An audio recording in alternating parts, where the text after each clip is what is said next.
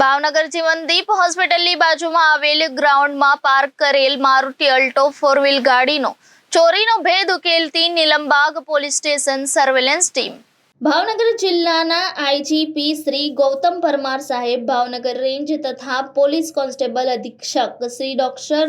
હર્ષદ પટેલ સાહેબ તથા નાયબ પોલીસ અધિક્ષક શ્રી આર સિંઘાલ સાહેબનાઓ તરફથી શહેરમાં અનડિટેક્ટેડ ગુનાઓ ડિટેક્ટ કરવા તેમજ નાસ્તા ફરતા આરોપીઓને શોધી કાઢવા સખત સૂચના થઈ આવેલ હોય, જે અનુસંધાને નીલમબાગ પોલીસ સ્ટેશનના incharge police inspector Shri Adi Khant saheb તથા G R Dhadal police sub inspector તેમજ સર્વેલન્સ સ્ટાફને અનડિટેક્ટેડ ગુનાઓ શોધી કાઢવા વિસ્તારમાં સખત પેટ્રોલિંગ કરવા સૂચના આપી હતી, જે અન્વયે આજ રોજ નીલમબાગ પોલીસ સ્ટેશનના સર્વેલન્સ ટીમના માણસો નીલમબાગ પોલીસ સ્ટેશન વિસ્તારમાં પેટ્રોલિંગમાં હતા। તે દરમિયાન એસટી બસ સ્ટેન્ડ પાસે આવતા સાથે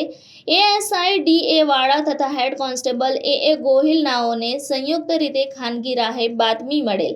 કે એક કિસમ જીવનદીપ હોસ્પિટલની બાજુમાં આવેલ ગ્રાઉન્ડમાંથી ચોરાયેલી મારુતિ અલ્ટો 4 વ્હીલ ગાડી સાથે નીકળેલ છે, જે હકીકત આધારે અમો ભાવનગર નીલમબાગ સર્કલ ખાતે વોચમાં ઊભેલા હોય તે દરમિયાન એક કિસમ ક્રીમ કલરની અલ્ટો 4 વ્હીલ ગાડી જેની આગળ પાછળ નંબર જોતા GJ01HG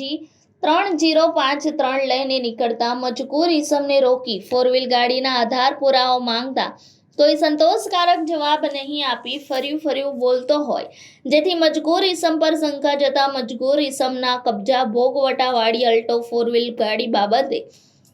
પોકેટ કોપ મોબાઈલ એપ્લિકેશનમાં વાહન સર્ચ કરી તેમજ ટેકનિકલ સોર્સિસ દ્વારા તપાસ કરાવતા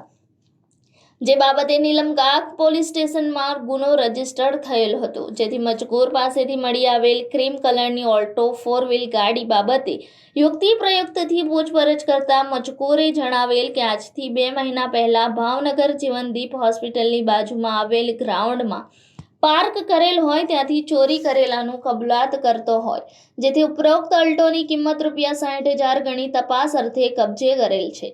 રિપોર્ટર ફિરોઝ મલેક, જનાદેશ ન્યૂઝ, ભાવનગર।